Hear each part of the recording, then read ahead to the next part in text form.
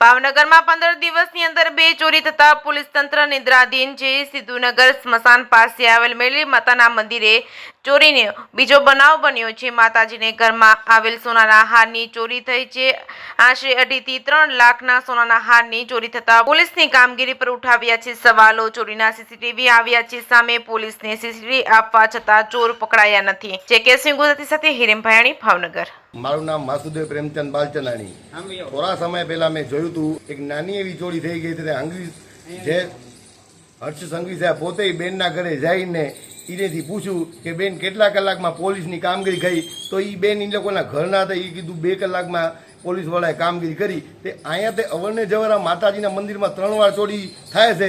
તો સંઘવી સાહેબનું ખાલી એટલું જ કહેવાનું છે, કાયદામાં રહેશો તો ફાયદામાં રહેશો। એ અક્ષર કોની માટે લાગુ પડે છે, અમારીનો જવાબ જોવે છે। આ કઈ જગ્યા ચોરી થઈ, શેની થઈ છે? આ સિંધુનગરમાં શમશાનમાં માતા મેલડીના મંદિરમાં ચોરી થઈ છે ને અવરને જવર ત્રીજી ચોરી થઈ છે। એકે વાર ચોર પકડાણા નથી, સીસીટીવી કેમેરા દેખાય। આ પોલીસની ઉપર ખાસ આ લાફો કહેવાય ચોરોનો, કે એટલા મંદિર સુરક્ષા નથી તો આમ જનતાનો કોઈ વાંક જ નથી। તમારી માંગ પૂરી નહીં થાય તો તમે શું કરશો ભાઈ? પૂરી નહીં માંગ થાય, જેમ રાજુભાઈ અમારા પ્રમુખ સાહેબે કીધું, એની સહયોગ સાથે અમે એને સહયોગ આપશું એને પૂરેપૂરો। ઓકે।